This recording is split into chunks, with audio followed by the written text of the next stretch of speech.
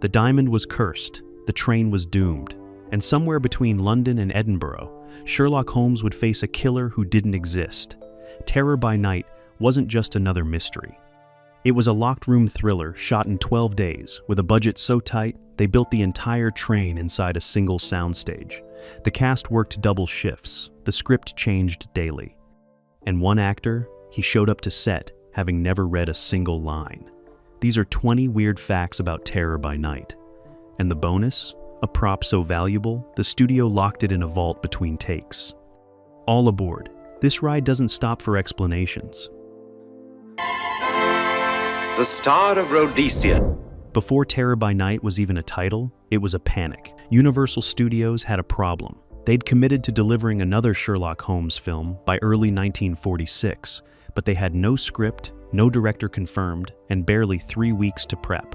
The previous Holmes film, Dressed to Kill, was still in post-production.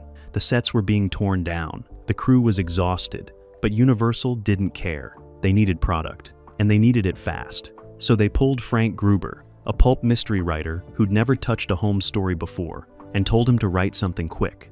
Gruber had seen the success of Agatha Christie's train mysteries and pitched a simple idea and a hidden killer. No elaborate sets needed, just corridors, compartments, and claustrophobia. Universal said yes before he finished the pitch. Gruber wrote the entire screenplay in 6 days, fueled by coffee and cigarettes. He admitted later he borrowed heavily from Christie, from locked-room mysteries, even from his own pulp detective novels, but it worked.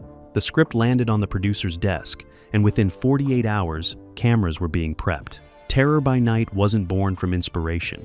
It was born from desperation. And somehow, that urgency bled into every frame. Basil Rathbone didn't want to do it. By 1946, he'd already played Sherlock Holmes in 12 films and countless radio dramas. He was tired. He felt typecast. He'd been lobbying for meatier dramatic roles, Shakespearean parts, anything that didn't involve a deerstalker cap and a magnifying glass. When Universal called him in for Terror by Night, he tried to decline, but his contract said otherwise. He owed them one more film, and they were calling in the debt. Rathbone arrived on set visibly frustrated. He barely spoke to the crew during rehearsals. He read his lines with a flatness that worried the director, Roy William Neill. But Neill had worked with Rathbone enough times to know how to handle him. He pulled him aside and made a deal. "Give me 2 weeks. Do this one last train ride, and I'll personally advocate for your release from the contract." Rathbone considered it, then nodded. What happened next surprised everyone. As soon as the cameras rolled, Rathbone transformed. He slipped into Holmes like a second skin, sharp, calculating, effortlessly brilliant. Between takes, he was distant, but on camera, he was electric. It turned out Rathbone didn't need to love the role. He just needed to respect the work. And for 12 days, he gave Terror by Night everything he had, even if he never wanted to see Baker Street again. Nigel Bruce had the opposite problem. He loved playing Dr. Watson. Too much.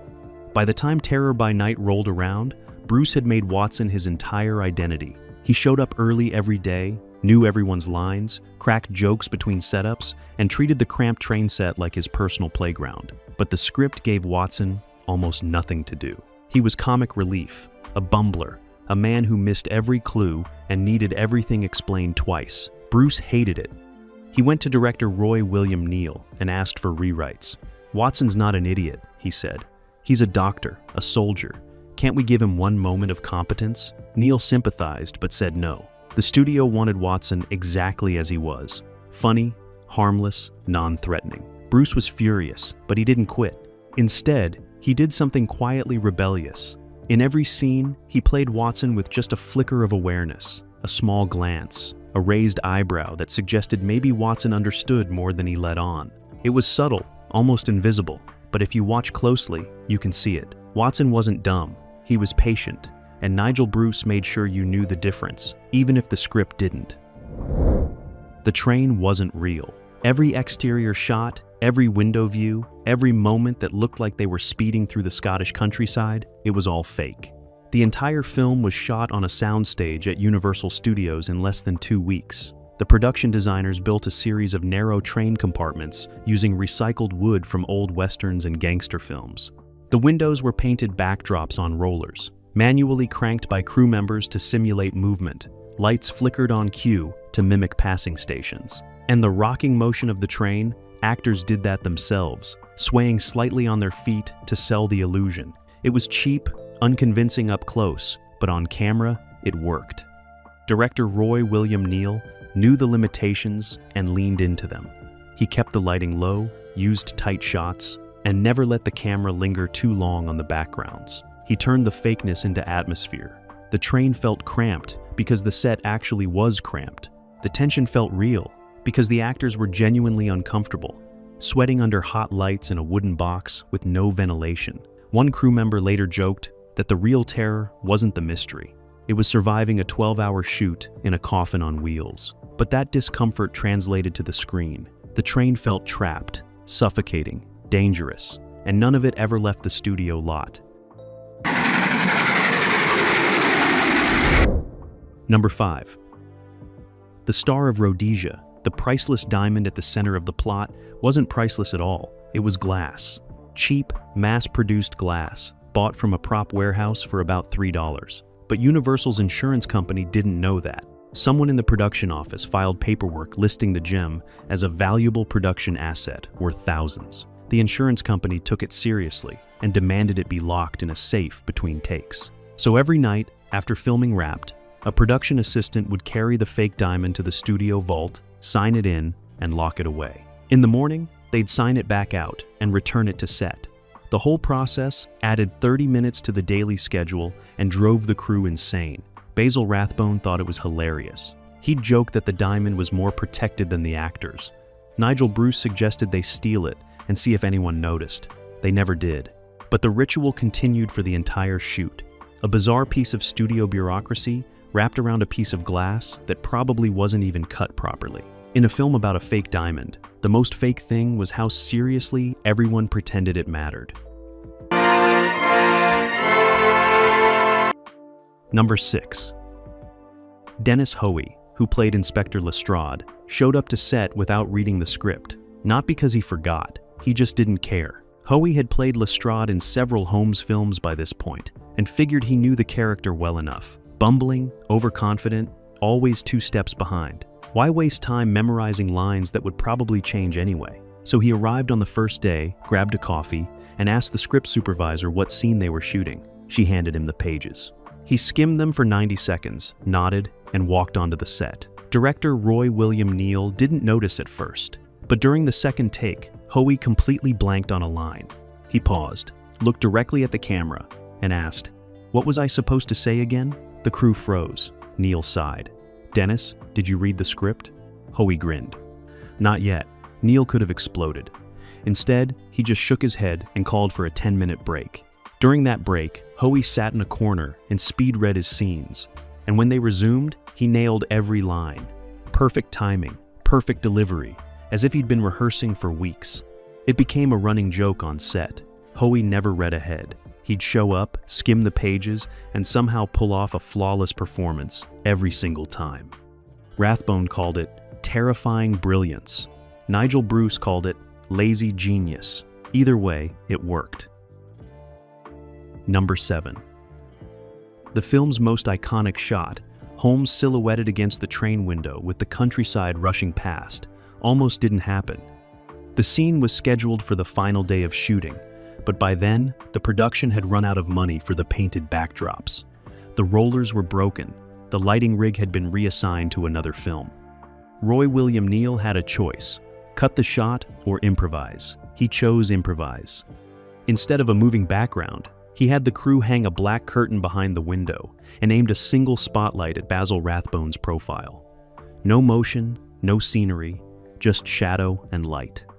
Rathbone stood perfectly still, smoke from his pipe curling into the frame. The camera rolled for 30 seconds. When Neill called cut, the cinematographer shook his head.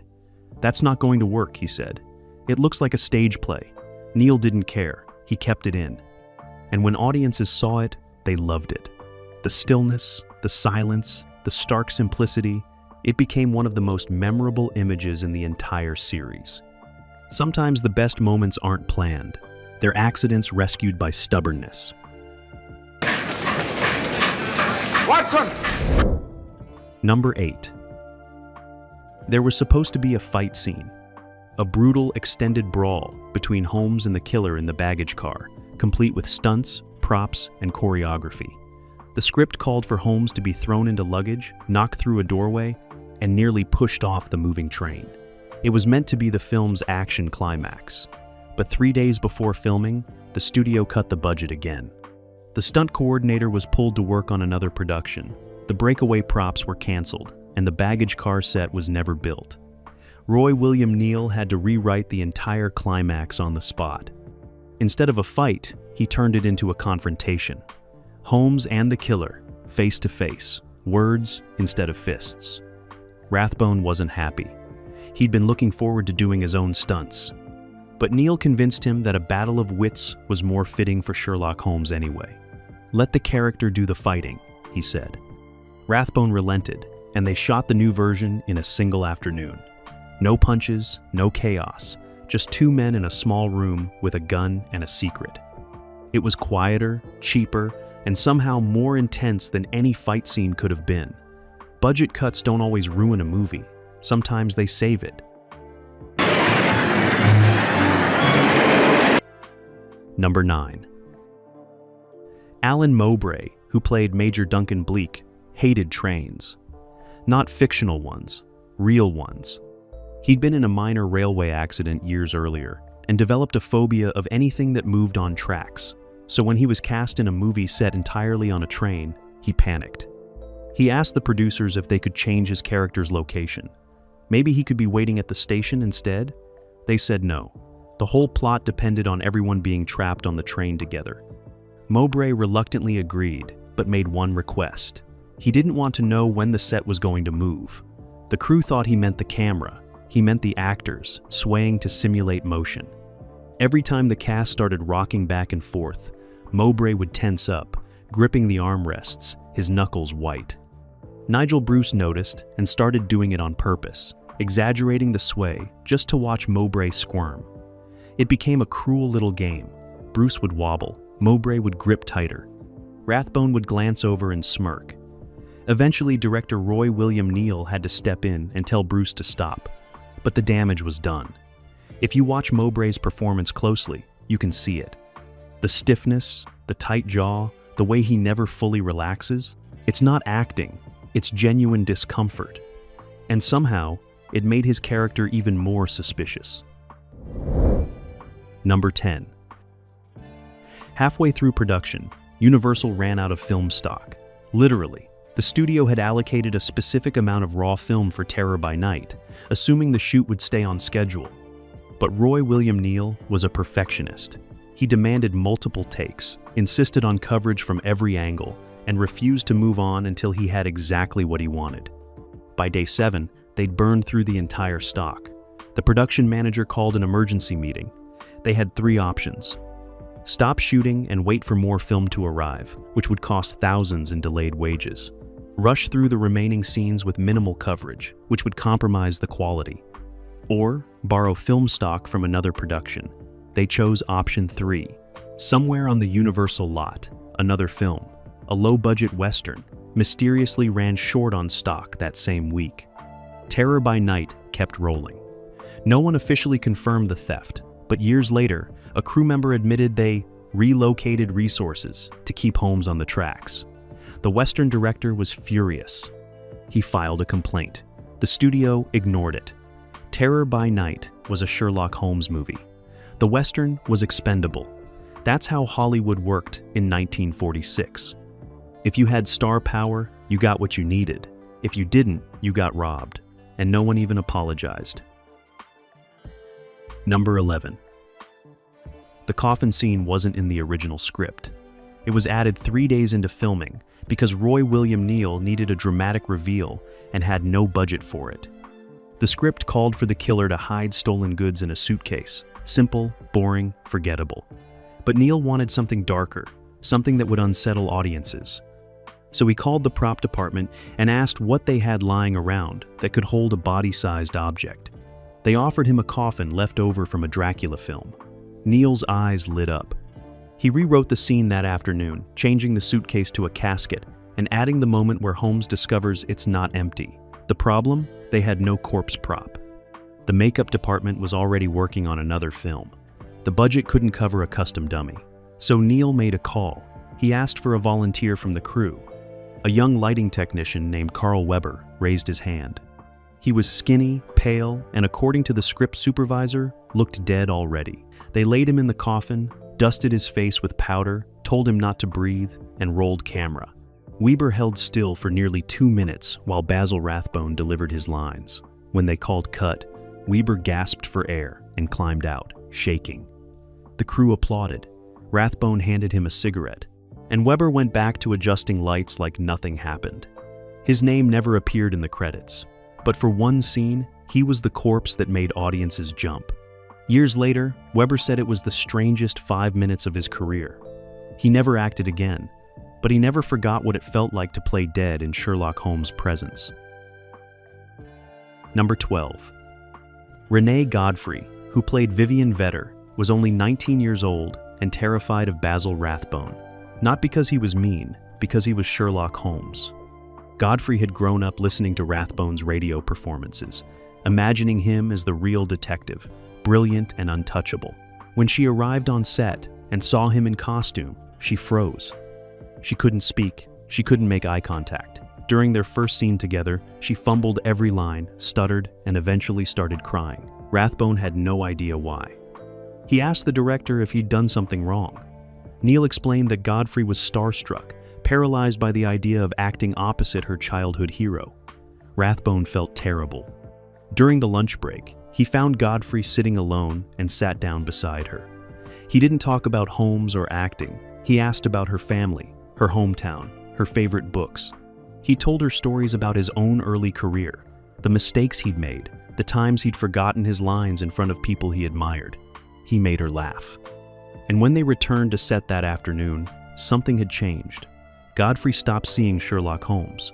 She saw Basil Rathbone, a man who was kind, patient, and human. Her performance relaxed. The scenes flowed, and by the end of the shoot, she and Rathbone had become friends.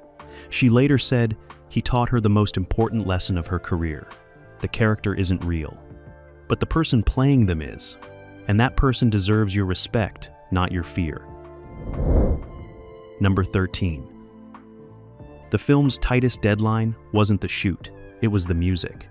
Composer Hans J. Salter was given 4 days to score the entire film.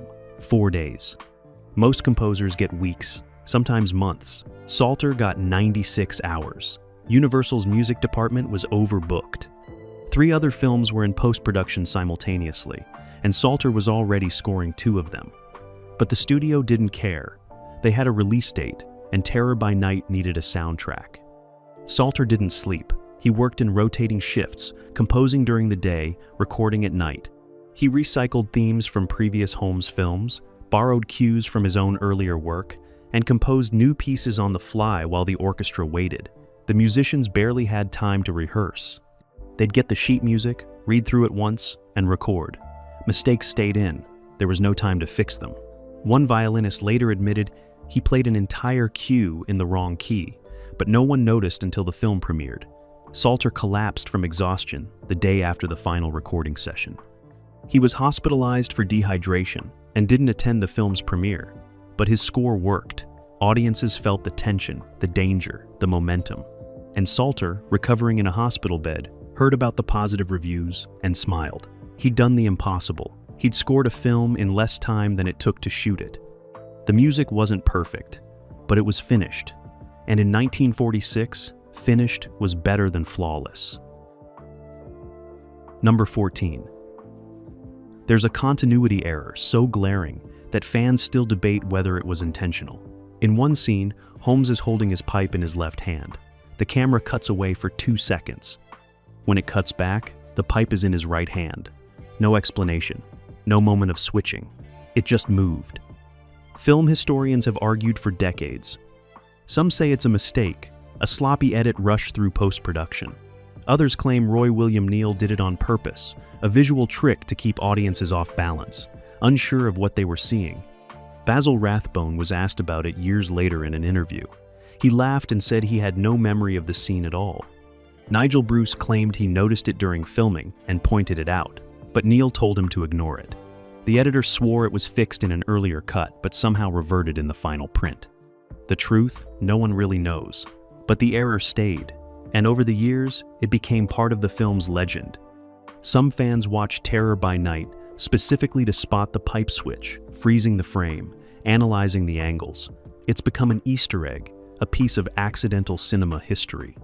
Whether it was incompetence or genius doesn't matter anymore. It's permanent. And in a film about deception and misdirection, maybe a disappearing pipe is the most Sherlock Holmes thing of all. Number 15. The film's most chilling line wasn't written by the screenwriter. It was ad-libbed by Basil Rathbone during the final confrontation. The script called for Holmes to say something straightforward, logical, the kind of exposition-heavy dialogue that ties up loose ends. But when they shot the scene, Rathbone paused. He looked at the killer, tilted his head slightly, and delivered a line that wasn't on the page. The exact words were never recorded in any production notes, but crew members remember the tone: cold, quiet, almost sad. It wasn't a triumphant moment. It was a man realizing that evil wasn't always grand or monstrous. Sometimes it was small, desperate, and pathetic. Roy William Neill didn't call cut. He let the scene play out. When it ended, the set was silent. Even Nigel Bruce, who usually cracked jokes between takes, said nothing.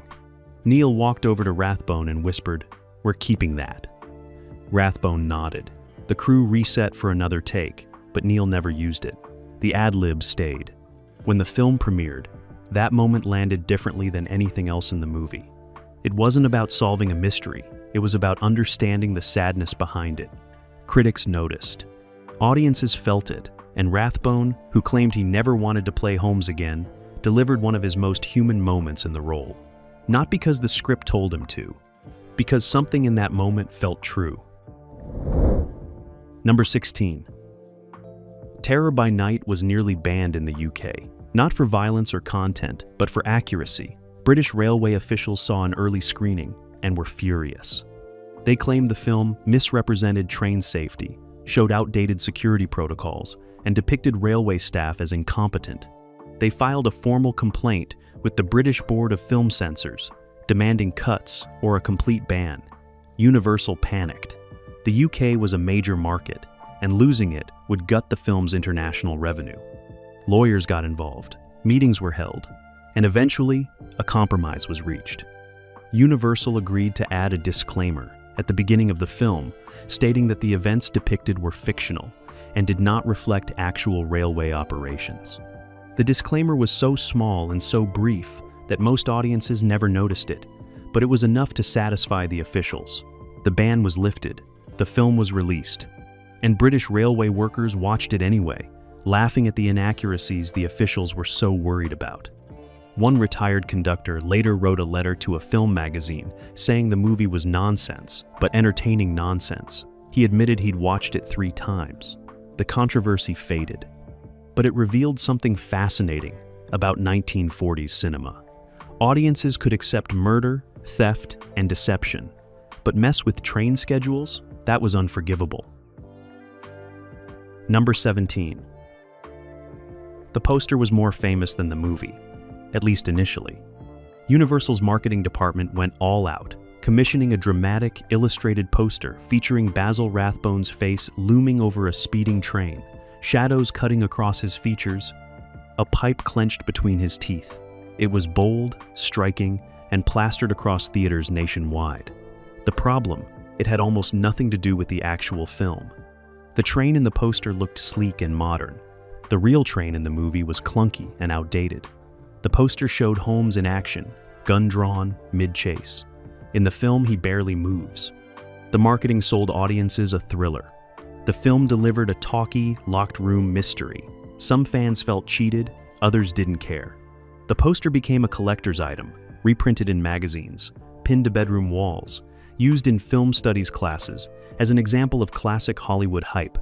Decades later, when Terror by Night fell into public domain and was rediscovered by a new generation, it was the poster they saw first, not the film.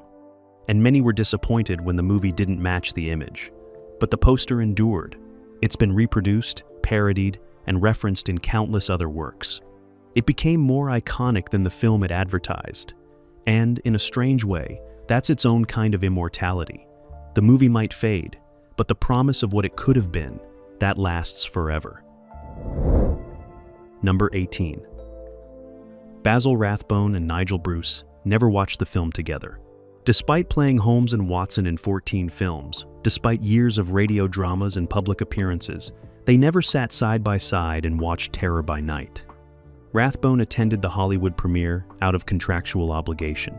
He sat in the back, left before the credits finished, and never spoke publicly about the screening. Bruce wanted to go to the London premiere, but scheduling conflicts kept him in Los Angeles. He eventually watched it alone at a private screening room and wrote Rathbone a letter saying he thought it was quite good, actually. Rathbone never wrote back. Their relationship was complicated. Professional respect, personal distance. They were friends on set and strangers everywhere else. Years later, after Bruce passed away, Rathbone was asked in an interview if he missed working with him. Rathbone paused for a long time before answering. "I miss the work," he said. "I'm not sure I miss the man." It was a brutal, honest admission, and it revealed something most fans never wanted to believe. Holmes and Watson were inseparable, but Rathbone and Bruce barely knew each other. The chemistry on screen was real. The friendship wasn't, and Terror by Night, one of their final collaborations, became a document of two men performing intimacy they never truly felt. Number 19. The film almost had a different ending. In Frank Gruber's original script, Holmes didn't solve the case. He was wrong. The real killer escaped, and Holmes was left standing on the platform, humiliated and defeated. It was a dark, subversive twist that Gruber loved. He thought it would shake up the formula, show that even Sherlock Holmes could fail. Universal hated it. Test readers called it depressing, unsatisfying, and unmarketable. The studio demanded a rewrite. Gruber refused. He argued that the ending gave the film weight, made it memorable. The studio didn't care. They brought in another writer to create a new ending where Holmes wins, the killer is caught, and justice prevails. Gruber was furious. He tried to remove his name from the credits. The studio threatened legal action. Gruber backed down, but never forgave them. He later said Terror by Night could have been something special, something different. Instead, it became just another Sherlock Holmes movie. But here's the twist. Decades later, film scholars found Gruber's original ending in the Universal archives. They staged a dramatic reading at a film festival. The audience was stunned. Some loved it, others hated it, but everyone agreed it was bold. A version of Terror by Night exists where Holmes loses. It was never filmed, but it's out there, waiting in the margins of history, a reminder that sometimes the best version of a film is the one that never got made. Number 20. By the time Terror by Night wrapped, everyone involved wanted to forget it. Basil Rathbone was exhausted and resentful. Nigel Bruce felt underused. The crew was underpaid and overworked. Roy William Neill moved on to his next project without looking back. Universal treated it as a cheap filler, a contractual obligation to keep the Holmes franchise alive until they could figure out what to do next. The film premiered quietly, played in second-run theaters, and disappeared from marquees within weeks. Critics barely noticed. Audiences showed up out of habit, not excitement. And for years, Terror by Night was forgotten. Just another B-movie lost in the shuffle of post-war Hollywood. But then, something strange happened. Television. In the 1950s, local TV stations needed content, cheap content, and the Sherlock Holmes films were perfect. Terror by Night started airing late at night, introduced by hosts in smoking jackets, watched by insomniacs and mystery fans who couldn't sleep. And slowly, it found its audience. People loved the confined setting, the ticking clock tension, the way it felt like a stage play on rails. It became a cult favorite, then a classic, then a case study in low-budget filmmaking done right. Film students analyzed its economy of storytelling. Sherlock Holmes fans ranked it among the best of the Rathbone series. And the people who made it, the ones who wanted to forget, they started getting letters, fans thanking them. Scholars asking for interviews. A movie no one believed in became the one people remembered. Terror by Night didn't succeed because it was brilliant. It succeeded because it refused to die. Bonus fact: the last surviving cast member of Terror by Night lived until 2003. Her name was Mary Forbes, and she played Lady Margaret Carstairs in a brief but memorable role. By the time she passed away, at 119 years old, she was one of the oldest living actors in film history, and she remembered everything. In her final interview, recorded just months before her death, she talked about the production with startling clarity. She remembered the heat of the soundstage, the smell of the fake smoke, the way Basil Rathbone never broke character between takes. She said Nigel Bruce once gave her a flower he'd stolen from the prop department just to make her smile. She recalled Roy William Neill pacing the set, muttering to himself, convinced the film would be a disaster.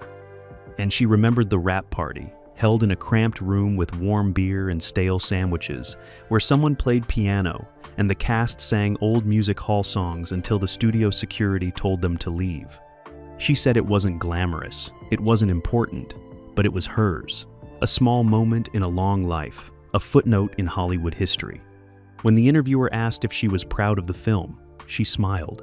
"I'm proud I survived it," she said. Mary Forbes took the last living memory of Terror by Night with her when she died. But the film remains, flickering on screens, streaming on phones, living in a way none of its creators ever imagined. Because movies don't need their makers to survive. They just need someone, anyone, to keep watching.